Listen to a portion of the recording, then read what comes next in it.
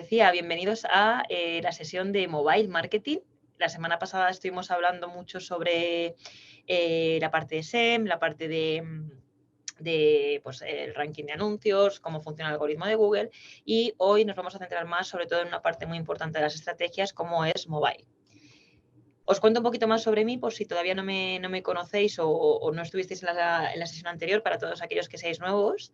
Mi nombre es Alba Díaz, yo estudié Derecho ya de la Carlos III de Madrid, estudié también un año en Suiza, mi parte de Erasmus, y empecé como consultora de negocio en Accenture. Después de unos 4 años, tocando varios palos y varias industrias, como telco y banca, empecé en Google ya hace más de 5 años, donde mi carrera siempre ha estado orientada al performance. Es decir, lo que yo hago es recibir una cartera de clientes, un portfolio de clientes, entiendo muy bien cuáles son sus objetivos y sus estrategias y intento hacer un match con las soluciones de Google. ¿Para qué? Para que alcancen el máximo rendimiento a la hora de implementar una estrategia de negocio. Dicho esto, también, como he comentado ahora al principio, soy profesora en varias y diferentes escuelas. Me gusta bastante compartir todo lo que aprendo y por eso estoy aquí hoy con vosotros, porque lo que quiero es precisamente contaros todas las experiencias, los detalles, los trucos, las herramientas, para que en vuestro día a día, sin tener grandes presupuestos, sino con presupuestos normales, que podríamos tener cualquiera de nosotros si montamos un negocio, ver y entender cómo podríamos eficientar no solo nuestra estrategia SEM, sino también entender cómo focalizar y cómo aterrizar esa estrategia de la manera más eficiente posible dentro de la parte móvil. Para ello hemos estructurado la sesión de hoy en los 5 siguientes bloques. Os contaré más grandes números sobre por qué consideramos que vivimos en un mundo mobile first. Seguro que todos vosotros sois conscientes de la gran relevancia que tiene un dispositivo como móvil, pero quiero lanzaros algunos datos para que vosotros mismos también seáis conscientes de la envergadura de este dispositivo. Os quiero contar también cuáles son los motivos de velocidades lentas de las cargas en móvil, porque precisamente esto es uno de los temas más controvertidos cuando intentamos sacar el máximo rendimiento a la parte móvil. Os contaré también cuáles son las herramientas para auditar todo este tipo de problemas y los cambios que estamos sufriendo en el sistema ahora mismo de la publicidad digital, en el ecosistema, en cuanto sobre todo a la privacidad, las cookies, etc. Dicho esto, si os parece, mi idea es contaros esta parte. El documento, por supuesto, es para vosotros, pero mi idea es contaros esta parte de manera seguida y dejar al final de la sesión unos 10-15 minutos para que me lancéis cualquier tipo de preguntas. Tenéis la cajita, como os han dicho mis compañeros, tenéis la cajita, incluidme cualquier pregunta y no os vayáis a casa con ninguna duda sin resolver. Así que ya, una vez que hemos visto la agenda, si os parece, comenzamos. Y os quería contar por qué vivimos en un mundo mobile first o por qué la parte de móvil es tan sumamente importante. Y vamos con datos para que empecemos a tener ya ese feeling o esa sensibilidad de en qué consiste o cuál es la relevancia de un dispositivo como móvil. Vivimos en un mundo que nos encontramos con más de 6 billones de smartphones conectados. Por lo tanto, esto ya empezamos a notar cuál es la importancia de este dispositivo.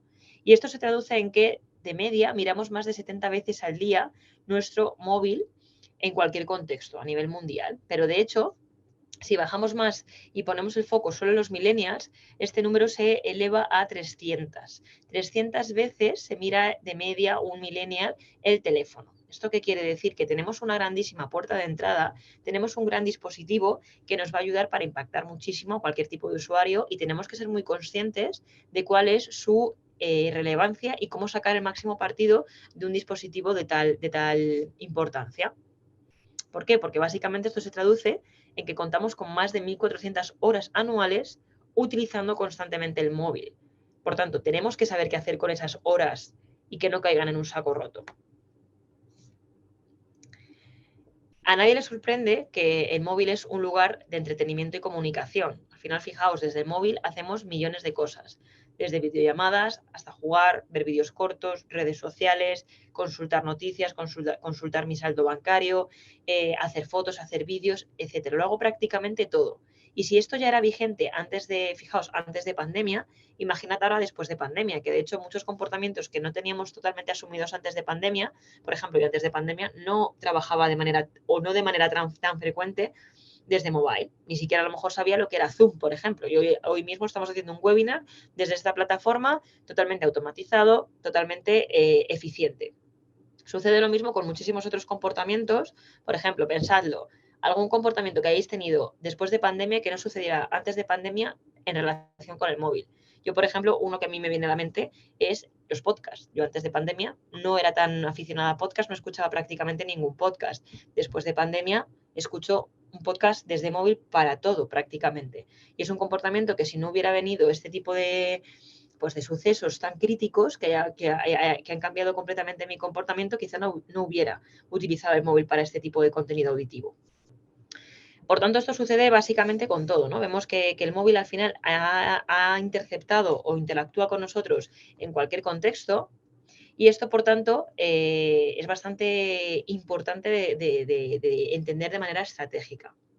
Me gusta siempre compartir este estudio que os muestro a continuación, que es de Boston Consulting Group. Es un estudio real donde se entrevistaron a una serie de individuos que estarían dispuestos a renunciar o a que estarían dispuestos a renunciar con tal de no dejar sus dispositivos móviles de lado y qué estarían dispuestos a sacrificar. Entonces, fijaos los resultados que pueden parecer bastante, digamos, números bastante elevados, pero que no se alejan de la realidad. Al final muestran la realidad de un grupo de personas entrevistadas. Más de 3 de cada 10 de ellos confirmaban que dejarían de ver a sus amigos en persona con tal de no dejar su móvil de lado. Casi la mitad de los entrevistados dejarían de lado irse de vacaciones o hacer un viaje. Casi la mitad de ellos también estaría dispuesto a dejar el móvil únicamente un día a la semana y más de la mitad de los entrevistados preferirían dejar de cenar fuera durante 12 meses. Comparto siempre estos números porque puede parecer, y creo que somos todos conscientes de la dependencia, digamos, y del uso masivo que hacemos de este tipo de dispositivos, pero es cierto que hasta que no lo vemos en números muy flagrantes, no vemos cómo de importante sería este dispositivo. Es cierto que estos números asustan un poco porque puedes llegar a pensar que no es un número sano, no es un comportamiento completamente sano, esa dependencia o esa obsesión masiva con el móvil, pero es verdad que como marketers, desde el punto de vista de marketing digital, necesitamos entender cómo penetrar en ese dispositivo, cómo usarlo de la mejor manera, porque es nuestra puerta de entrada al usuario. Y esto es una realidad que cada vez es más flagrante y está más presente. Entonces, fijaos, aquí tenemos también que entender qué cambios han propiciado los dispositivos móviles y cómo ahora nos encontramos con el panorama de la actualidad. Al final, fijaos, somos cada vez más curiosos. ¿Por qué? Porque en cuanto tenemos cualquier duda, enseguida, si estamos hablando con un compañero, con un amigo, con un familiar y tenemos cualquier duda, enseguida sacamos nuestro móvil del bolsillo y lo googleamos y buscamos una respuesta. Por donde estamos acostumbrados a que cada vez que tenemos una duda, en menos de un segundo, tenemos la respuesta al alcance de nuestra mano o está en el bolsillo o está en la mesa.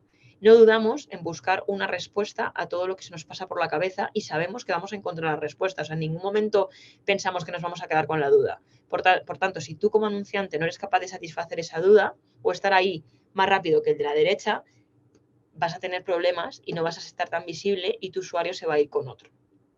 Y esto también implica el segundo comportamiento. Dado que somos muy curiosos y todo lo tenemos de manera muy rápida, somos cada vez más exigentes. Entonces, si yo estoy pidiendo una cosa, tú, anunciante al que busco, no me la estás dando, pero me la da el de la derecha, me voy a ir con el de la derecha, porque yo ya no soporto que el anunciante 1 no me dé algo. ¿Por qué? Porque sé que el anunciante 2 sí me lo va a dar. Y si lo tengo al alcance de mi mano desde el dispositivo 2, va a ser perfecto. Me voy a ir con el anunciante 2 y no me voy a quedar con el anunciante 1. Y eso va a ser en cuestión de segundos todo al alcance de mi mano. Y por último, tenemos que somos cada vez más impacientes. El móvil al final nos ha convertido en eso, en personas no solo curiosas, no solo exigentes, sino personas muy impacientes. Si yo, por ejemplo, antiguamente a lo mejor hace unos años venía el cumpleaños de un ser querido y lo que hacíamos era planificar muy bien qué regalo queríamos, ver si había en stock, intentarlo pedirlo antes para que llegara a casa, guardarlo, etcétera. Ahora no. Ahora, como sé que lo voy a tener todo al alcance de mi mano cuando quiera, envío en el mismo día, si tú no tienes stock, me voy con el de la derecha, etcétera, probablemente la compra del regalo lo hago ese mismo día. Y si el cumpleaños es por la tarde, pongo un envío urgente o pago el envío para que llegue a casa en X horas y sé que lo tengo en casa. Entonces, el tema de planificación, el tema de saber muy bien qué comprar, qué quiero, tenerlo en casa con tiempo, si no llega hoy, llega mañana y no hay ningún problema, el tema de las quejas postventa, etcétera, todo eso ahora cada vez tiene que ser más exhaustivo y tiene que estar más limpio, porque si no el usuario se va a enfadar, porque está acostumbrado a ciertos comportamientos que cada vez son más exigentes y cada vez el usuario tiene menos paciencia. Y de hecho, fijaos, se ha producido un decrecimiento del 85% de las búsquedas que incluyen cerca de mí. ¿Esto qué significa? Que si yo, por ejemplo, hoy tenía hambre, estoy buscando comida tailandesa, yo ya no pongo comida tailandesa cerca de mí. Al final el algoritmo también en el propio buscador entiende que lo que quiero es, si estoy en X calle de X comunidad, lo que quiero es un restaurante o un servicio de comida rápida en 1 kilómetro a la redonda. No quiero que me ofrezcas comida tailandesa que tenga que andar, que tenga que coger el coche. Al final ya vienen significados implícitos. ¿Por qué? Porque el propio algoritmo también, el propio sistema de entendimiento que hay por detrás, también se está actualizando al comportamiento de los usuarios. Y esto además se traduce en lo que vemos a continuación, que implica también un proceso de gestión por parte del anunciante muy fuerte. Se han duplicado las búsquedas de envío en el mismo día. De nuevo, volvemos a ser muy curiosos y de nuevo volvemos a ser muy impacientes. Por tanto, esto los anunciantes que tengan un stock y que lo tengan que tener todo muy bien atado, no pueden permitirse el lujo de no saber gestionar la mercancía. Tienen que entender cuánta clientela o cuánto porcentaje de sus clientes frecuentes van a comprar X productos en el mismo día, para tenerlos listos, si son productos perecederos o no lo son, para que el envío salga a tiempo y llegue a tiempo, para no tener un cliente descontento, sino tener un cliente contento y que vuelva, para incrementar la fidelización, etc. Además, ha habido un incremento del 150% de las búsquedas de viajes para hoy y esta noche. De nuevo, por ejemplo, toda esta industria de viajes necesita saber muy bien que ya no vamos a planificar un viaje con 1 semana, 2 semanas, 3 meses vista, sino que a lo mejor hay un comportamiento cada vez más frecuente de búsquedas que van a incluir salidas y escapadas en el mismo día y a lo mejor tienen que entender o actualizar su política de precios, por ejemplo. ¿Por qué? Porque si tengo, por ejemplo, 2 habitaciones libres o tengo un avión que tengo 50 plazas que no están llenas, quizá me conviene lanzar una estrategia de precios para llenar esos asientos que sí o sí van a ir vacíos. Por tanto, incluye un decrecimiento de precio de un menos 50% en el ticket del billete, en el precio del billete. Y luego además se ha producido un incremento de 1 por 3 en las búsquedas de abierto ahora. De nuevo, estamos muy acostumbrados a que yo cuando llego a casa, si tengo el frigorífico vacío y son las 9 de la noche, lo que quiero es que haya algo abierto cerca de mi casa, que cierre a las 11 de la noche en lugar de cerrar a las 8 de la tarde. Por supuesto, todo tiene que estar abierto, todo tiene que estar bien indicado, todo se tiene que reflejar bien en el buscador de Google, porque si yo, por ejemplo, busco donde hay un Carrefour Express abierto, por ejemplo, y son las 10 de la noche, si yo tengo un Carrefour Express abierto cerca de mi casa, imaginad, 25 minutos andando, resulta que voy porque realmente quiero comprar algo que esté abierto y cuando llego está cerrado, eso implica una valoración negativa porque os aseguro que el usuario se sentará y pondrá que ha llegado y estaba cerrado y pondrá una mala valoración. Con lo cual implica un impacto negativo porque obviamente el algoritmo eso lo tiene en cuenta. Por tanto, todas estas cosas a la hora de definir cómo son nuestros procesos de gestión, más allá de la publicidad, que por tanto es súper importante, y más allá de los mensajes que damos, necesitamos también entender cómo gestionamos todo esto, que va a tener también un coste por detrás. ¿Qué ocurre aquí? Que también entra en juego todo lo que se ve en YouTube. YouTube, como sabéis, también forma parte de Google y, de hecho, el 70% del tiempo de visualización de YouTube, sucede desde móvil. Por tanto, una vez más, todo el tema de creatividades, etcétera, tenemos que tenerlo muy actualizado con lo que hace referencia a la plataforma, al dispositivo de móvil. ¿Por qué os digo esto? Porque en muchas ocasiones los propios anunciantes llevan muchísimo tiempo utilizando las mismas creatividades, no las han cambiado, consideran que son creatividades que funcionan bien, que tienen unos resultados que están para ellos completamente ok y no tienen la necesidad de cambiar la creatividad. Cuidado con esto, porque obviamente los comportamientos cambian, lo que el usuario necesita y el mensaje que necesita escuchar cambia y las pantallas también cambian las implicaciones de estos mensajes. Por tanto, igual hay que actualizar la estrategia creativa, darle una vuelta, actualizar contenidos y estar siempre en constante movimiento y en constante actualización por parte del anunciante y de las estrategias creativas que haya por detrás. Pero dicho esto, el móvil no es únicamente entretenimiento, el móvil al final también tiene un peso que va más allá y es también esa satisfacción, digamos, de las búsquedas, de las necesidades por parte de los usuarios. De hecho, fijaos, este número fue muy curioso porque hay ya un incremento tal en las búsquedas que hay más búsquedas que suceden desde móvil de las que suceden desde ordenador.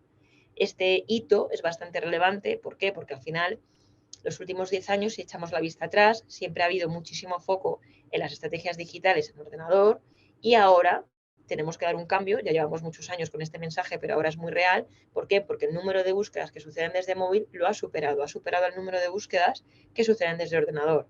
Y esto quiere decir que el móvil, como proceso, como dispositivo que abre un proceso de búsqueda y por tanto de posible compra y de potencial beneficio, el móvil es clave. Y tenemos que entender muy bien cómo captar a esos usuarios que en primer lugar van a coger un móvil y nos van a buscar a nosotros. Pero además también el smartphone es un compañero de compras. ¿Esto qué quiere decir? Más del 80% de los usuarios que tienen un smartphone consultan el teléfono antes de ir a cualquier tienda. Esto también es muy importante porque no solo consiste en tener una buena creatividad en móvil, como os decía hasta ahora, no solo consiste en tener una buena página web, en que cargue bien, sino que además necesito tener muy bien conectado el mundo offline, es decir, el mundo que muestra el stock que yo tengo en tienda. Si tengo, por ejemplo, si yo soy Zara y tengo 10 pantalones del modelo X a tal precio hoy de día de rebajas, por ejemplo, necesito mostrarlo muy bien en la web, porque si en la web pone, por ejemplo, imagínate en la aplicación que ese pantalón está agotado y resulta que hay muchas personas que lo están buscando y que de stock tengo otros 20 pantalones que ni siquiera he identificado y la información del stock no pasa bien al mundo online, voy a tener un problema porque voy a perder a todos los usuarios que estaban queriendo comprar un pantalón y por error no se muestra correctamente el stock que tengo. Por tanto, el usuario probablemente no va a venir a la tienda a comprobarlo y no todos los usuarios que estaban buscando el pantalón X, comprobando la disponibilidad, si veo que no tienen, se quedarán en casa o buscarán otro pantalón o se irán a otra tienda. No le van a dar una oportunidad a Zara a ir a la tienda y decir, oye, perdona, tienes el pantalón X que he visto que en la web no había, pero a lo mejor era un error. Por supuesto que no. Todos vamos a confiar en que la página web, si pone que está agotado temporalmente, es que está agotado temporalmente. Por lo tanto, me olvido de ese pantalón. Tiene que estar muy bien reflejada la vida real de lo que hay literalmente en el almacén, por ejemplo. Y por tanto, además, el smartphone no es tampoco únicamente un compañero de compras, sino que también es nuestro compañero de viaje. ¿Qué ocurre en los viajes? Fijaos, el 70% de los viajeros con un smartphone van a usar el móvil para hacer búsquedas de opciones de viajes. De los viajeros, el 30% de los viajeros de placer dicen que reservan el viaje desde smartphone. Pero es que si en vez de ser un viaje de placer es un viaje de negocios, el porcentaje en vez de ser el 30% asciende al 50%. ¿Por qué? Porque en muchas ocasiones lo que hacemos es que si el trabajo se va a encargar o va a cubrir esta parte del viaje, quizá no tiene tanta relevancia o no me preocupo tanto porque es la propia compañía el que me va a custodiar o a amparar este tipo de viajes y por tanto me permito el lujo de reservar desde móvil. Y de hecho, el 85% de los viajeros de placer van a decidir sus actividades una vez han llegado al destino. Por tanto, cuando se hace la reserva de un viaje, ahí no termina el proceso, el journey del cliente, ni siquiera el protagonismo que puede tener el móvil dentro de un usuario, dentro de su path, sino que además cuando llegamos al destino, el 85% siguen buscando actividades. No lo tienen todo buscado previamente y aún así, aunque lo tengan buscado, en muchas ocasiones necesitamos más información. Y además, ¿qué ocurre con todos esos usuarios que tienen unas experiencias negativas desde móvil? Porque esto nos ocurre a muchos de nosotros, seguramente todos hayamos tenido experiencias más positivas, más negativas, mejores o peores. Y de hecho, el 60% de los consumidores son menos propensos a hacer una compra en el futuro después de una experiencia de móvil negativa. Por tanto, no os podéis imaginar lo importante que es invertir el dinero, por ejemplo, una estrategia SEM, como hablábamos el otro día, lo tenemos que invertir bien, estoy de acuerdo, tenemos que aparecer en las primeras posiciones, pero imaginad lo que supondría estar en las primeras posiciones, que el cliente nos clique, ya hemos pagado el CPC, recordamos la sesión anterior, pagas el CPC en toda la parte de SEM y resulta que cae en tu landing page y cuando cae en tu landing page les estás proporcionando una experiencia muy mala. ¿Por qué? Por velocidades de carga, porque el móvil no se carga bien, por cualquier motivo. Y el usuario coge y se va muy enfadado. Y aquí tienes dos problemas. Uno, has agotado el CPC y lo has consumido para nada porque ese usuario no te va a convertir en la vida. Y dos, probablemente ese usuario ha tenido tan mala experiencia contigo que probablemente no va a volver.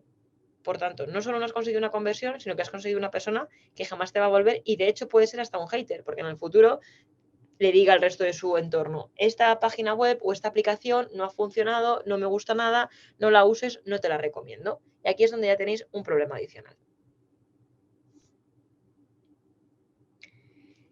¿Dónde está el problema aquí o dónde está el reto principalmente? ¿Qué ocurre? Que cambiar entre tiendas físicas, entre tiendas que se encuentran en un entorno físico, en la vida real requiere un esfuerzo. Es decir, si yo, por ejemplo, quiero un pantalón de Zara y quiero el pantalón 873, si yo voy a la tienda y no está el pantalón 873 y me tengo que ir a por el pantalón a la siguiente tienda de Zara, que tengo que coger el metro, el tren, el coche, atascos, frío, calor, lluvia, cuesta mucho. Entonces, probablemente si me encuentro en una tienda física, no me voy a ir a otra tienda a por el pantalón 873. Probablemente coja otro pantalón, otro modelo y me adapte a mi necesidad y ya está. ¿Qué ocurre en el mundo online? Que este es el problema que tenemos, que estamos a un único gesto de una tienda nueva. Y al final esto es un poco la ley del más fuerte. Si tú no me estás ofreciendo algo que yo quiero y tengo tan fácil irme a otra alternativa como darle a una crucecita e irme a otro anunciante, entonces aquí no habría ningún problema, la competencia es elevadísima y yo termino yéndome con el competidor. Por tanto, ¿qué puedo hacer para que mi servicio, mi producto, mi compañía sea relevante? Importante, tenemos que dar una muy buena primera impresión.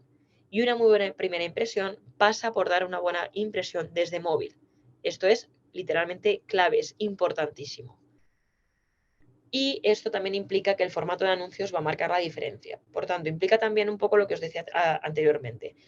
En muchas ocasiones, por puro histórico, porque llevamos muchos años en la industria o porque nos está funcionando bien lo que tenemos, no le damos una vuelta. Es decir, tenemos unas creatividades, imaginad, los mensajes que estábamos incluyendo hace 5 años en televisión o en cualquier otro formato offline, me sirven, me están funcionando bien, los meto en digital de aquella manera, no les doy una vuelta y de momento estoy obteniendo resultados más o menos pasables. ¿Qué ocurre? Os animo a desafiar todos los formatos que tengáis. Os animo a pensar muy bien qué es lo que va a funcionar mejor en móvil. Os animo también a pensar y a retar qué estáis teniendo, cuánto es vuestro tiempo de carga, cómo funciona vuestro journey desde móvil, si funciona bien, si funciona mal, qué dice la gente cuando utiliza vuestra website o vuestra aplicación desde móvil. ¿Es intuitiva, no es intuitiva, funciona bien, se sienten cómodos? Yo, por ejemplo, hay muchas páginas web que funcionan fenomenal y se cargan en 2 segundos, pero yo me meto en esas páginas web y me agobio, no encuentro nada, no me gusta el journey, no es nada intuitivo y me voy. Entonces, todos estos elementos los tenemos que tener muy en cuenta a la hora de decidir cómo lo estamos haciendo. Por tanto, fijaos, vamos a poner ya el foco. Y aquí os pongo este estudio que de nuevo siempre me gusta hacer referencia a él porque me parece, más allá de la broma, me parece bastante real lo que puede ocurrir en la vida real. Fijaos, esto es un estudio del consumidor donde nos indican los factores del estrés que pueden causar en el ser humano. El primero es que lo que más nos estresa en el mundo mundial al ser humano es resolver un problema matemático. El segundo es esperar largas colas, fijaos, de páginas móviles, largas cargas de páginas móviles. Y eso va antes, perdonad, de ver una película de terror o incluso estar al borde de un acantilado. ¿Por qué os digo esto? Porque al final no nos gusta esperar. No esperamos casi, fijaos, ni en una cola de una tienda física. Imaginad que queremos realmente comprar algo que es importante, que nos apetece y que lo queremos porque realmente lo necesitamos y hemos ido a una tienda. Hasta eso nos molesta. Imaginad estar esperando la carga delante de una pantalla de móvil. No vamos a esperar. Aquí probablemente si lanzara la pregunta de cuántos segundos estáis dispuestos a esperar delante de una página mientras que se carga, las respuestas serían muy variadas. Os animo también a que penséis vosotros cuánto estáis dispuestos a esperar de media. Probablemente os sorprenderíais y diríais, imaginad, 5 segundos, 6. Hay veces que hay gente que me dice 10, que 10 me parece una auténtica barbaridad. Yo os digo el dato que Google traslada y el que se considera más eficiente. Todo aquello que esté por debajo de una carga de 3 segundos se considera eficiente. Lo que supere los 3 segundos de carga se considera una carga ineficiente. Y pensad, 3 segundos no es tanto, pero es verdad que un usuario delante de una pantalla más de 3 segundos se desespera y se va. Hay gente que me llega a decir 1 segundo. O sea, yo quiero darle al botón y que automáticamente la página esté lista para mí, porque lo quiero, porque ya 2 segundos para mí es mucho. ¿Y por qué os digo esto? Fijaos, porque más del 40% de las websites tardan más de 11 segundos en cargarse completamente. Y esto va a hacer que los clientes lo pasen muy mal. No ya solo por lo que acabamos de ver en la diapositiva anterior, no ya solo porque en general es una mala experiencia y los usuarios no van a estar esperando esa cantidad de tiempo y crea muchísimo agobio e impaciencia, no ya solo por eso, sino porque además, para mí personalmente, este dato es completamente clave. Por cada segundo de retraso en la carga, se va a producir una reducción del 7% de conversiones.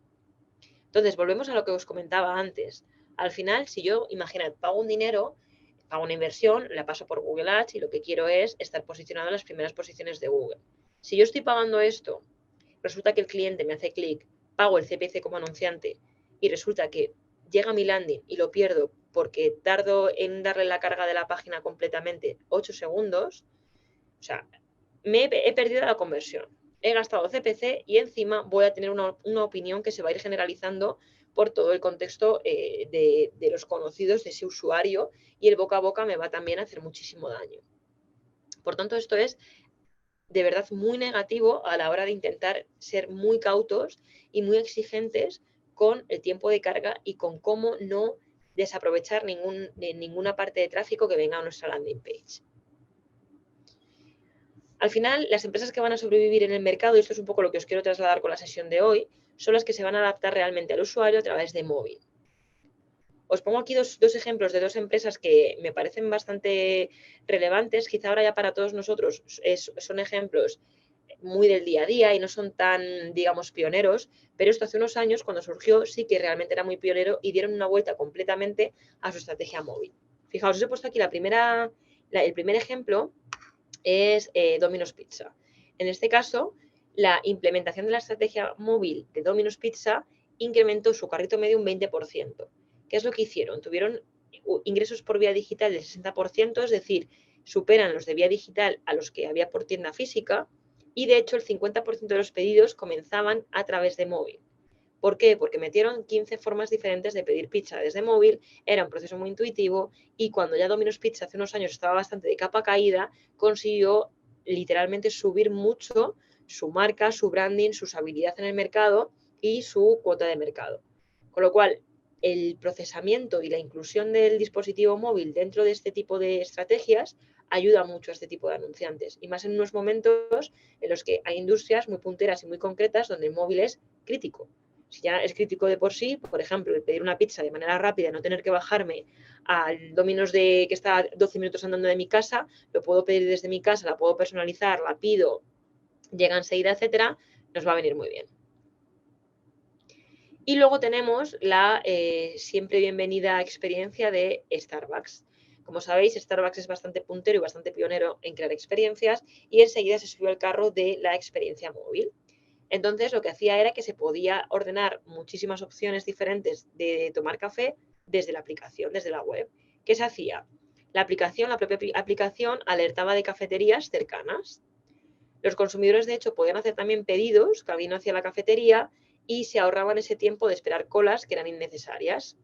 Podían pagar a través del móvil, que en aquel momento también era bastante puntero, y además con la aplicación también consiguieron acumular puntos, tenían tarjetas, canjeaban puntos de fidelidad, etc. Con lo cual esto, como os podéis imaginar también, en estos momentos a lo mejor ya no nos suena tan pionero o tan exclusivo el poder pagar con móvil porque es algo muchísimo más extendido, pero es cierto que en aquel momento, hace unos años, no estaba tan extendido este pago con tarjeta desde mobile.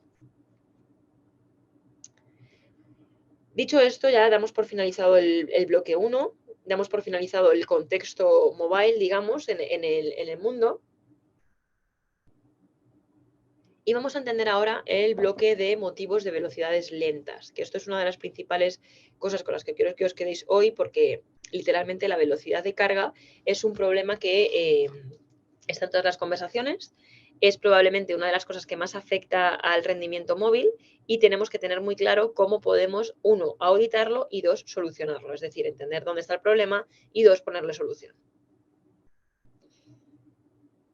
Por tanto, os voy a dar unos cuantos números para que sepamos en qué ámbito nos movemos, ¿no? ¿Cuál es el estado actual del rendimiento de web mobile en este año?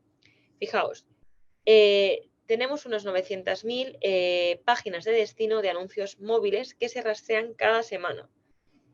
Esto implica que el 70% de las páginas tienen un índice de velocidad superior a 5 segundos y pesan más de 1 megabyte. Por lo tanto, ya superan tanto el peso como la velocidad de carga recomendada, o al menos la mínima que Google da por buena. Y de hecho, el 25% de las páginas podría, el peso del 25% de las páginas podría reducirse si se aplicara una compresión adecuada de las imágenes y del texto, que esto de nuevo vuelve a ser otro motivo más que también es muy frecuente dentro de las velocidades de carga lentas. Por tanto, si os fijáis, en cuanto seamos capaces de mapear muy bien cuáles son los motivos que están provocando una velocidad lenta, tenga las herramientas en mi mano para que esto suceda, para que poder diagnosticarlo y poder ponerle una solución, tenemos, digamos, el 85-90% del problema más o menos cubierto, que esto ya es muy importante y es un gran paso. ¿Por qué la velocidad es tan clave? Al final, más de la mitad de los clientes abandonan los sitios que tardan más de 3 segundos en cargarse. Es lo que os decía, hay mucha gente que no espera ni un solo segundo. ¿Que hay otra gente que espere, por ejemplo, 10 segundos? Fenomenal, pero no es el comportamiento común. Y también os digo, depende de qué contenido estemos hablando. Obviamente no tengáis en mente, por ejemplo, vuestra cuenta bancaria. No tengáis en mente, no sé, por ejemplo, algo que realmente sí o sí necesitéis de una página web en la que os tengáis que quedar. Por supuesto, ahí nos tenemos que quedar y no tenemos posibilidad de cambio. Pero, por ejemplo, si estamos buscando un pantalón, obviamente si un pantalón se tarda más en cargar, más de 5 segundos, me voy a buscar el pantalón a otro lado, a otra tienda. Casi el 30% de los usuarios de dispositivos móviles se cambia a otro sitio si el funcionamiento es muy complicado o muy lento. Y por complicado entendemos experiencias que no son intuitivas, navegaciones difíciles, no encuentro el contenido, no encuentro la información, esto parece clicable pero no lo es, soy zurdo y voy a clicar y no puedo, tengo el dedo grande o pequeño, voy a clicar y tampoco puedo, etcétera. Todos estos inconvenientes de experiencias que seguro que todos nosotros tenemos en mente, de experiencias tanto muy buenas como muy malas, son las que tenemos que tener en mente también para replicar aquello que nos ha gustado e intentar eliminar todo aquello que vemos que no está funcionando. Y de hecho, 1 de cada 5 visitantes insatisfechos no va a volver jamás al sitio web donde ha tenido esos problemas. Para que veáis que al final no solo nos estamos cargando todo nuestro presupuesto porque ya hemos consumido los CPCs y al final el cliente no convierte, sino que además no va a volver nunca y encima va a ser un mal, digamos, embajador de la marca, porque lo que va a contar es el boca a boca, va a ser que no me ha gustado lo que he visto, no he tenido una buena experiencia, no voy a volver, te recomendaría que tú tampoco lo hagas, por ejemplo.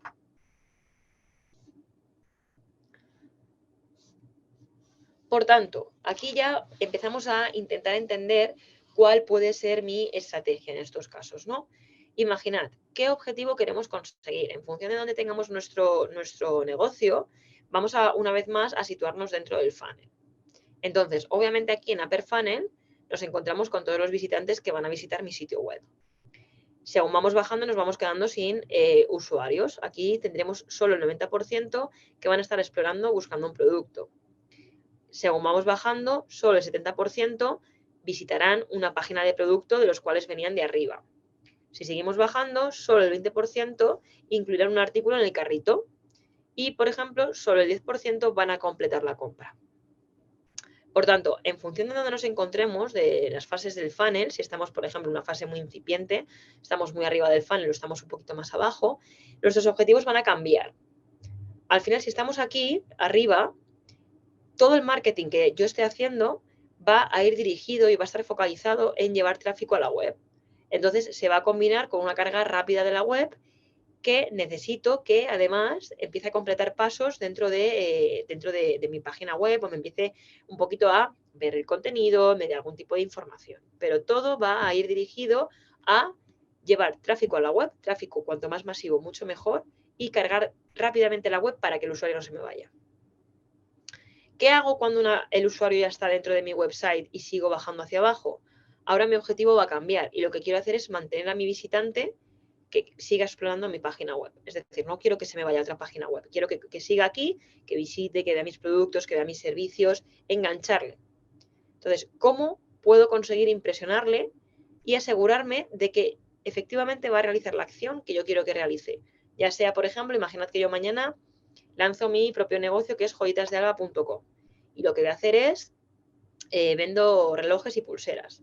Lo que quiero aquí es que ya le he cogido, ya le he lanzado el mensaje de quién soy, existo, y por tanto ya aquí le tengo en mi página web y aquí lo que le tengo que es que impactar en todo momento con mensajes muy claros para que se quede conmigo. ¿Para qué? Para que ya aquí abajo lo que voy a hacer es optimizar ese diseño. Normalmente desde Google Ads tenemos la opción de test A/B, ¿no? Tenemos un tráfico de personas y lo que hago es dividir, por ejemplo, mi tráfico en 50% y en 50%. A un grupo le enseño una creatividad, un mensaje, etcétera, y al otro grupo le enseño otra completamente distinta. De tal manera que el que tenga mejores resultados será el que confirme que la hipótesis de ese brazo del experimento ha tenido razón, por tanto, utilizar esa creatividad, ese mensaje que he utilizado. Esto es un poco lo que tengo que pensar a la hora de crear mi estrategia dentro de móvil. ¿Vale? Por tanto, arriba lo que voy a necesitar o lo que quiero es la velocidad. Abajo lo que voy a estar más focalizada es en la interacción con mi website en mobile. Y por último, si estoy en la parte de abajo, lo que quiero es que vayan a la acción y por tanto voy a ser muchísimo más agresiva con la conversión pura y final, digamos, con el puro performance de la página web. Por tanto, lo que os voy a contar ahora, una vez que ya entendemos y mapeamos muy bien cuál es el estado del funnel, lo que os voy a contar ahora son los motivos, más o menos los 5 principales motivos que os diría que cubrirían en torno a un 80%, 85% de los motivos más frecuentes de velocidades lentas, para que vosotros mismos también seáis capaces de entender cómo solucionarlos, qué hacer con ellos y entender dónde poner el foco, porque al final yo muchas veces lanzo mi propio negocio y no tengo ni idea de por dónde empezar, no sé qué está pasando, no sé si móvil me funciona bien, me funciona mal, si me funciona mal, ¿por qué es? ¿Dónde poner el foco? ¿Qué debo hacer? No sé nada. Imaginad que estamos en ese punto. Empiezo por uno de los primeros elementos y de las primeras razones importantísimos dentro de las velocidades lentas, que son las imágenes. Las imágenes van a constituir normalmente de media más del 60% del peso total de una página web. Por tanto, tenemos que tener muchísimo cuidado con la imagen que subimos. Es cierto que no es lo mismo, por ejemplo, ser una aseguradora, vender seguros, a Joyitas de Alba que vende relojes y pulseras. Al final yo lo que quiero es que mi pulsera y mi reloj sea súper visual, sea precioso, la imagen sea maravillosa, que yo pueda captar la atención de un usuario final y que me clique. Al final una aseguradora vende seguros. Igual no mete ni una décima parte de las fotos que yo voy a meter, de las imágenes que yo voy a meter. Por tanto, también tengo que ser muy consciente de en qué industria me encuentro. Pero aún así, me da igual. Independientemente de la industria en la que me encuentre, o con más motivo aún, si soy Joyitas de Alba y voy a abusar mucho en el buen sentido de la imagen, lo que tengo que asegurarme es que en este caso la imagen está bien subida y bien comprimida. Por tanto, solución, recomendación, aquí siempre usemos el tamaño y el formato adecuado. Hay que comprimir las imágenes siempre.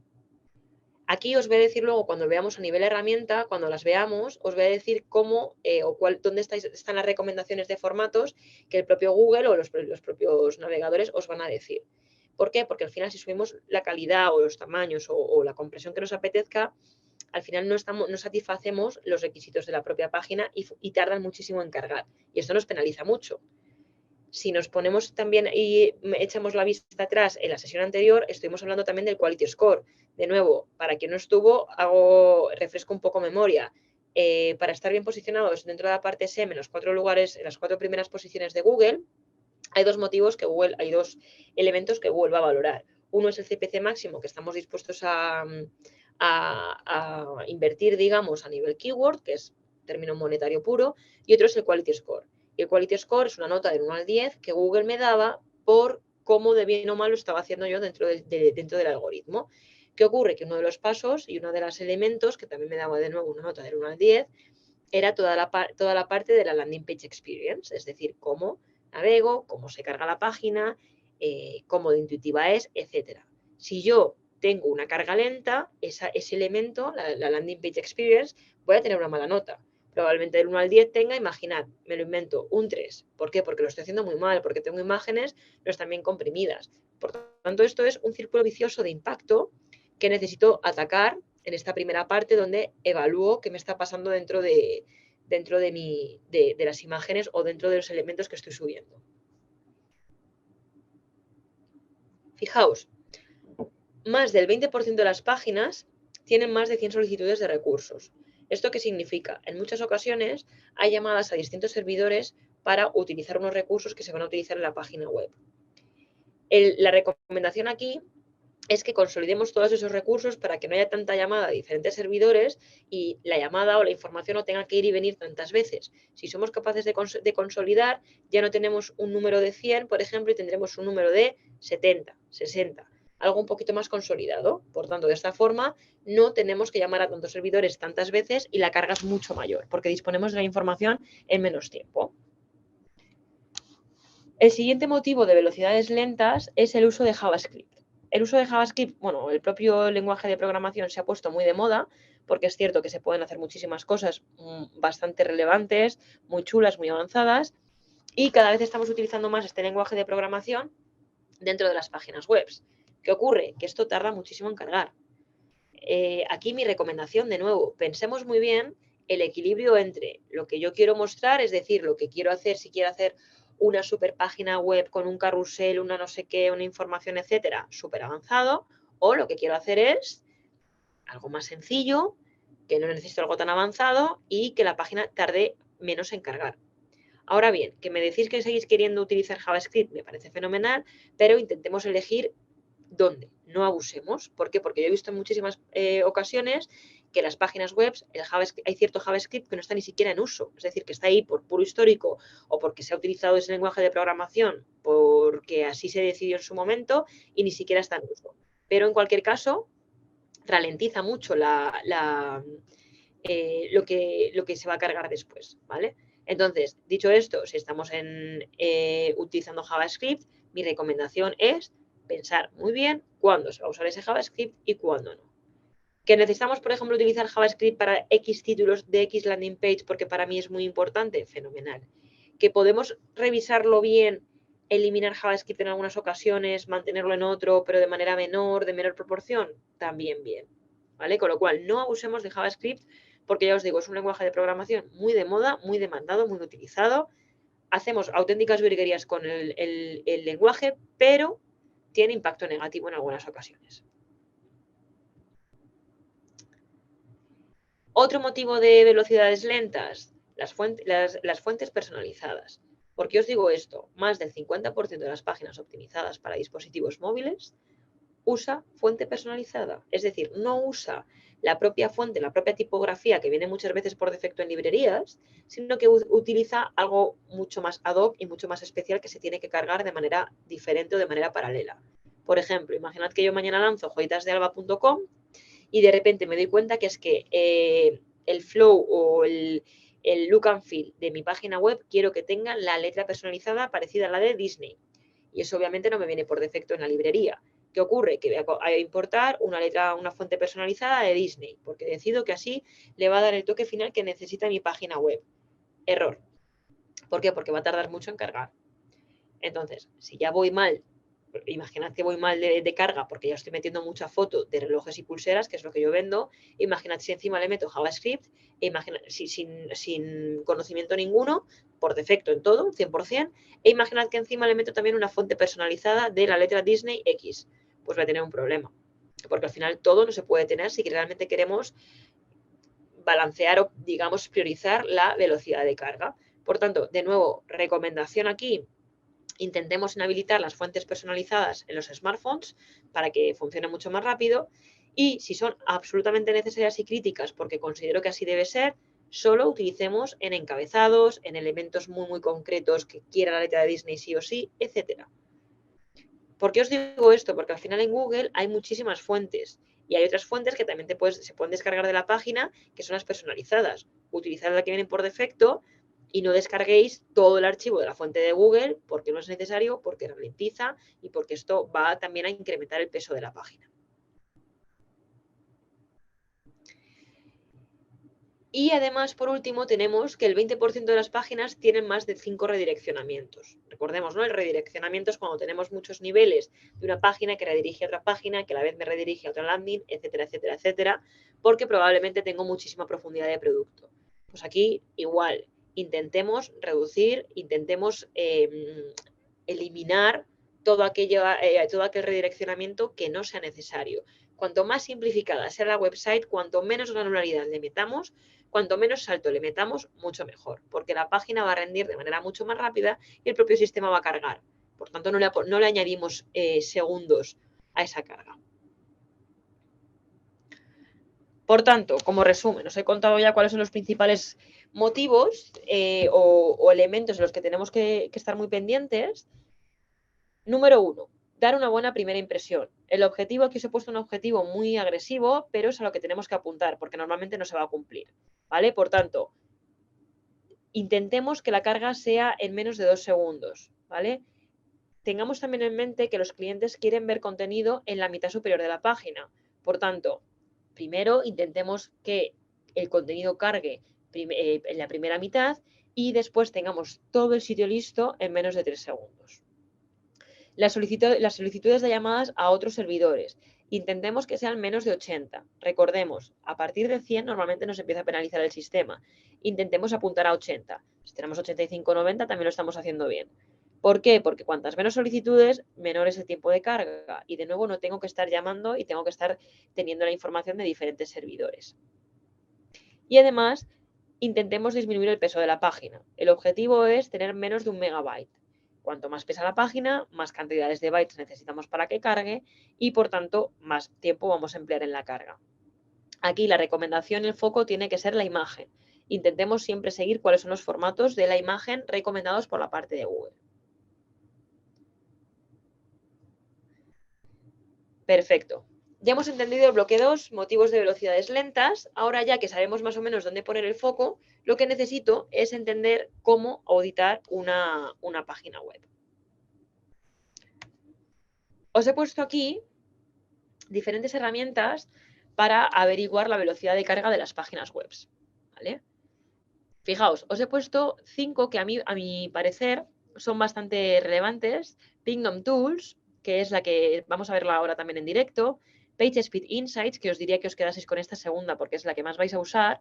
Y Test My Site, en este caso ya no está en vivo, simplemente os pongo aquí el nombre por si por histórico en algún momento habéis trabajado con ella. Era también de Google, una herramienta bastante sencillita que te decía cómo se comportaba la carga de móvil dentro de una red de 4G, 5G, en qué país, pero bueno, ya no está disponible porque Google la ha intentado juntar con la herramienta 2, con lo cual en la herramienta 2 ahora tenemos cada vez mucha más información.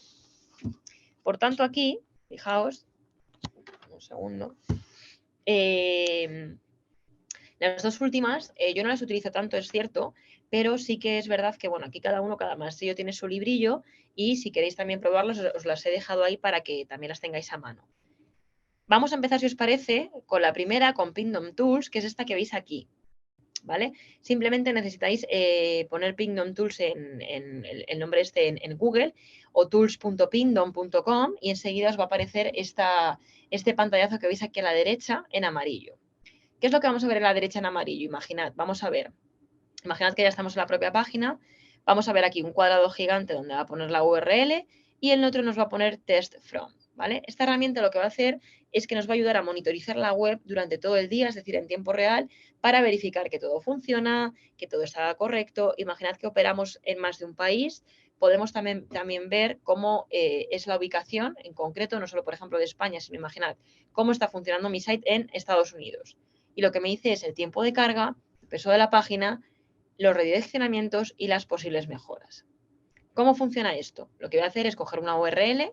Imaginad que mi URL es, por ejemplo, aquí os he puesto un ejemplo, ¿no? El corteinglés.es. Pues yo cojo la URL, https, etcétera, pongo mi landing page normalmente de la página, la home, y en testar from es un listado donde tengo que filtrar y me ponen diferentes países.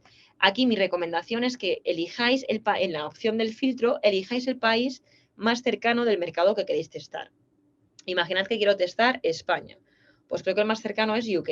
Si queréis testar Estados Unidos, elegís la opción de Estados Unidos y así sucesivamente.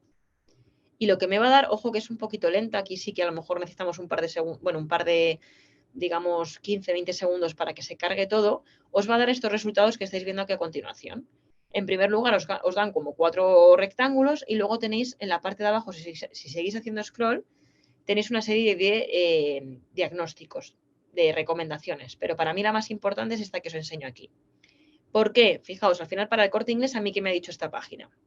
Tengo, si os dais cuenta, una nota del 0 al 100, tengo un peso de página, un page size, tengo un tiempo de carga y tengo un número de requests. Vamos a entender uno a uno qué es lo que significa, que al final es lo que ya hemos visto. Me da una nota del 1 al 100, es decir, me está dando un 77. No estoy muy mal, pero tampoco estoy muy bien. Tengo todavía margen de mejora. Me está dando que mi página pesa 6 megabytes. Al final también es entendible porque soy el Corte Inglés, al final soy un gigantón. Pero en cualquier caso, peso 6 veces más de lo recomendado. Acordaos que aquí lo recomendado es que peséis 1 megabyte. ¿Vale? Entonces tengo que entender algo cómo consigo que mi página pese menos. Tenemos también un tiempo de carga. Recordamos que todo lo que supere los 3 segundos cada vez me va a ir penalizando más. Por tanto, aquí 3,84, no llego a los 4 segundos, no está mal para ser el Corte Inglés y para pesar esto no está nada mal, lo tienen bastante eficientado. Y fijaos, tengo 107 llamadas a servidores y al final aquí la recomendación era tener menos de 80. Por lo tanto, aquí también puedo poner el foco y ver cómo manejarme y cómo reducir ese número de llamadas a servidores diferentes. ¿Vale? Entonces, esta es una de las herramientas, yo os diría, os la dejo aquí para que, bueno, investiguéis un poquito. Yo, personalmente, como os decía, no es mi favorita, pero está bien, es útil. Y, por supuesto, es gratuita, ¿vale? Os he dejado aquí la solución. Y ahora ya sí, vamos a la que para mí es mi herramienta favorita. Se llama PageSpeed Insights, esto es lo que tenéis que poner en Google y vais a obtener algo como lo que estáis viendo a continuación. Es una herramienta con un margen azul al principio y lo que va a hacer la herramienta básicamente es medir el rendimiento de la página web tanto en móvil como en escritorio. Fijaos, aquí tenéis la parte móvil, si os dais cuenta aquí en el pantallazo yo estoy analizando móvil, también he analizado el Corte Inglés, lo he puesto aquí en la barrita de arriba, he pegado su landing y le he dado a analizar. Es bastante rápida, pero es verdad que a lo mejor también tarda unos segundos. Y luego tengo la parte de ordenador. Aquí lo que va a hacer es darme una nota del 0 al 100 sobre cómo de bien o mal lo estoy haciendo. Entonces, lo que hace es que obtiene la URL 2 veces, tanto para móvil como para ordenador, y intenta captar muy bien qué me falta en cada uno de ellos. En esta parte, si sigo haciendo scroll down para abajo, tengo una sección que se llama oportunidades y otra sección que se llama diagnóstico. Mi recomendación en ambas partes, que son realmente muy necesarias de entender, mi recomendación es que le deis aquí a este triangulito que hay para abajo y desgloséis lo que os pone. ¿Por qué? Porque todo va a incluir, digamos, enlaces clicables que nos va a llevar a otra landing page y nos va a explicar exactamente todo lo que queramos saber sobre esa oportunidad en concreto. Por ejemplo, imaginad que aquí me pone, una de las opciones es, por ejemplo, hay JavaScript que no se está usando, elimínalo o intenta darle una vuelta y ver cómo puedes minimizar el uso de JavaScript. Te pone literalmente, si le damos a ese triangulito, desglosamos la información y vemos pues, cómo se puede implementar JavaScript, cómo se puede eliminar, cómo se puede comprimir las imágenes, qué formatos recomiendan, por qué X y por qué no Y, lo explican todo. Es una herramienta, ya os voy avisando, súper profunda. Podéis emplear aquí muchísimas horas, tanto en la parte de móvil como en la de ordenador. Dadle la importancia o el tiempo que consideréis. Si no tenéis un perfil muy técnico, quizá no sois vosotros las personas adecuadas para hacer estos cambios, lo único que vais a necesitar es saber muy bien dónde poner el foco. Al final ya tenéis los motivos de velocidades lentas, ya tenéis herramientas para auditarlos, ahora ya le podéis decir a un equipo que se encargue de esto, pues por ejemplo, mismamente, la persona que os ha creado la website, podéis decirle, oye, perdona, hemos utilizado mucho JavaScript, vamos a intentar eliminarlo, o vamos a intentar darle una vuelta, utilizar solo JavaScript, por ejemplo, en la home, porque me parece importantísimo, pero en los distintos las 10 tabs que no voy a utilizar, que no son tan relevantes, vamos a poner otro tipo de lenguaje de programación o a comprimir imágenes o lo que sea. Por tanto, este tipo de herramientas lo que nos da también es un feeling de dónde poner el foco, qué es lo que está pasando, y a mí esta particularmente me gusta mucho porque literalmente viene de Google, ¿vale? ¿Esto por qué lo digo? Porque al final, si Google es el que nos va a dar una nota en el Quality Score, si Google es el que nos va a posicionar en el buscador de Google de las páginas web, etcétera, al final lo que necesito es entender qué nota me da el propio Google. Os digo esto porque al final hay muchísimas herramientas de evaluación de velocidades lentas, de evaluación de 1000 millones de cosas, pero yo siempre mi recomendación os diría que os vayáis a lo que esté más cercano al criterio de Google. Porque, por ejemplo, la primera que os he enseñado, la de Pingdom Tools, bueno, bien, está también muy bien, pero no mide lo mismo, por supuesto, o sea, no mide exactamente los mismos criterios y al final son números distintos. En Pingdom Tools vas a tener un 77 también te da una nota del 1 al 100, pero tiene que ver con otro tipo de cosas. Y en PageSpeed Insights medimos otro tipo de cosas y hacemos otro tipo de cosas, ¿vale? Lo digo precisamente por eso, ¿no? Porque al final es también muy importante que establezcáis vuestro criterio, que siempre utilicéis una misma herramienta para que al final también vuestro criterio se vaya formando. Es decir, si ya sabéis que de media tenéis con un 85 puntos, os sentís confortables con la nota, la página tira bien y todo lo que esté por debajo de 85 ya no funciona tan bien, vais cogiendo un poquito el pulso de la nota. ¿Que queréis compararlo con un 85 de otra herramienta? No tiene sentido. Por tanto, no utilicéis mi recomendación. No utilicéis 1000 herramientas porque al final no vais a coger un criterio homogéneo. Hasta aquí os cuento por la parte de herramientas. Aquí os he dejado casos resueltos. Y por último, me gustaría cerrar la sesión en estos 10 últimos o 15 últimos minutos que nos quedan con los cambios en el ecosistema digital, porque creo que es un tema bastante relevante, bastante importante, que nos va a afectar a todo, tanto a ordenador como a móvil, sobre todo por el tema y por la parte de privacidad y tema de cookies. ¿Vale? Con lo cual os quería contar también en qué momento nos encontramos y qué es lo que ha estado pasando estos últimos meses / años. Al final, fijaos, los cambios tecnológicos pues son muchos, ¿no? Desde 1994 que surgió lo que llamamos cookie hasta, bueno, pues ha surgido Analytics, ha surgido el móvil, han surgido millones de cosas por el camino que han cambiado mucho el panorama digital. Y al final lo que más o menos nos ha impactado, en mayor o menor medida, son, para mí, para mi gusto, son estos tres bloques. Por un lado, el comportamiento del consumidor, que ahora vamos a ir desgranando uno a uno, ¿no? El comportamiento del consumidor ha cambiado muchísimo en los últimos años. Por otro, los cambios regulatorios, que también nos han afectado muchísimo. Y por otro, lo que vamos a llamar el cookieless world. Por tanto, vamos a intentar entender el primero. ¿En qué consiste o por qué decimos que el consumidor se está comportando de manera diferente? No sé qué percepción tenéis vosotros por vuestro lado, pero yo al menos por el mío veo que cada vez somos más conscientes, más sensibles con nuestro dato, con cómo accedo el dato, con qué me pide el anunciante, con lo que me bombardean en el correo electrónico, con lo que me bombardean en la televisión, en 1000 sitios. Y no quiero estar bombardeado, ¿no? Estamos ya como muy cansados y somos muy conscientes de la cesión de nuestro dato, que a lo mejor hace 10 años el público que era más joven no tenía esa concienciación. Suceden dos cosas que son muy relevantes. Por un lado tenemos que el bloqueo de anuncios. Hay muchos usuarios que navegan bloqueando anuncios y esto significa que esa información no llega al anunciante y no tenemos ni idea de lo que está pasando. Y por otro lado tenemos la navegación privada. También hay muchos usuarios que navegan de manera privada. Una vez más, nos quedamos sin dato.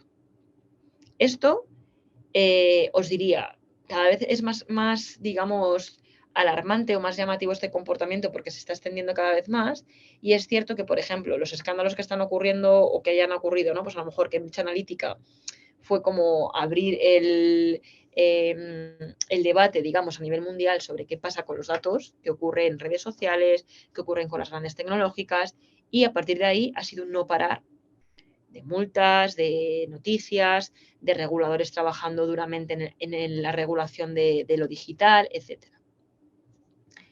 ¿Qué ocurre? Que tanto han trabajado los reguladores que, fijaos, al final, en mayo de 2018 llega lo que llamamos GDPR. Esto lo cambia completamente todo. GDPR no deja de ser una norma a nivel europeo que regula la cesión del dato a nivel digital. Entonces, por eso probablemente hace unos años, en 2018 llegó, pero es verdad que no se hizo tan efectivo o tan llamativo hasta, digamos, 2020, donde empezamos a ver de manera muy exagerada como en todas las websites nos empiezan a bombardear con banners de consentimiento. Es decir, si yo me meto en cualquier website, lo primero que me salta, en mayor o menor medida, con un contenido u otro, me salta el tema de cookies. Si quiero o no quiero ceder mis cookies.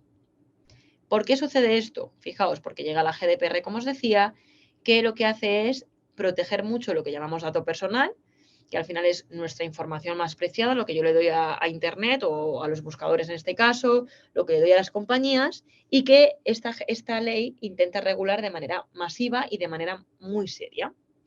¿Y qué ocurre? Que incluye altos requerimientos para el consentimiento de los usuarios. Es decir, lo que la GDPR dice es que el consentimiento tiene que ser específico, informado, granular, otorgado libremente, inequívoco, irrevocable. O sea, esto literalmente está sacado de la GDPR, que es ahora mismo a nivel europeo, por lo que todas las tecnológicas nos tenemos que regir y tenemos que respetar, y el regulador es lo que está viendo de manera muy, muy afianzada. Esto es cómo estaba la GDPR al inicio, ¿no? Al final, todo lo que está en azul son países donde ya estaban o están en discusión de regulación digital y de regulación del dato y de los datos personales, con lo cual es prácticamente a nivel mundial donde sucede. Y esto es un poco el punto en el que nos encontramos, ¿no? Que al final no hay coherencia entre los mercados. ¿Por qué? Porque si yo entro, por ejemplo, en la página del Decathlon, el Decathlon, por ejemplo, me deja navegar sin aceptar o rechazar cookies. Hay una opción que me dice, puedes navegar sin aceptar. Entonces, yo cuando caigo en la landing de Decathlon, si yo clico ahí, no sé muy bien si estoy aceptando, si estoy rechazando, si me traqueas, si no me traqueas, si sabes de mí, si no. Es una nube negra. ¿Qué ocurre? Que si caigo en otros sites, por ejemplo, en los bancos, normalmente a lo mejor tienen una información súper detallada, súper granular, regulatoria, que nadie se lee, pero por supuesto, y a lo mejor si caigo imaginad, en Globo, porque quiero una hamburguesa con queso a casa esta noche, Globo me dice, mira, tengo estas 3 cookies, una de analítica, una de publicidad y una de estadística. Me dan una frase, por ejemplo, de contexto de la cookie y listo. Tampoco tienen un gran detalle por detrás. Pero ¿qué ocurre? Que cada página web al final ha diseñado su manera de consentimiento de la manera que ellos han querido y no hay nada homogéneo. Y me podéis preguntar en este momento, entonces, ¿qué ocurre? ¿El regulador qué está pasando? ¿Qué se hace? Pues de momento no está haciendo nada porque hay tanto encima de la mesa que no se está haciendo nada concretamente. Probablemente a lo mejor el año que viene pues empezaron a aterrizar más medidas, pero ahora mismo cada anunciante tiene su propio banner de consentimiento a pesar de que la GDPR intenta unificar criterios. ¿Qué ocurre? Que como pues tenemos un banner de consentimiento, aceptamos, rechazamos, podemos personalizar, pero no hay nadie, por ejemplo, un regulador que realmente esté siguiendo esto muy de cerca, o si se sigue, no de una manera tan seria, digamos, o tan crítica como debería, y tampoco hay unos tiempos ni están ni se les espera. Probablemente a lo mejor el año que viene las cosas estén más tranquilas, pero no hay previsión aterrizada encima de la mesa. Y por último tenemos el último punto, ¿no? Que al final es el tema de las cookies que van a desaparecer. ¿Qué ocurre? Que al final Firefox y Safari en su momento ya ya dieron su comunicación allá por 2019. Todo esto fue Firefox y Safari allá por 2017. Y es cierto que al final lo que comentaban estos dos navegadores, que son los competidores directos de Google, es que iban a intentar también cerrar ese tracking por parte de las cookies. ¿Qué ocurría? Que al final Firefox y Safari juntos suponen un uso de un 15% más o menos a nivel mundial de navegadores.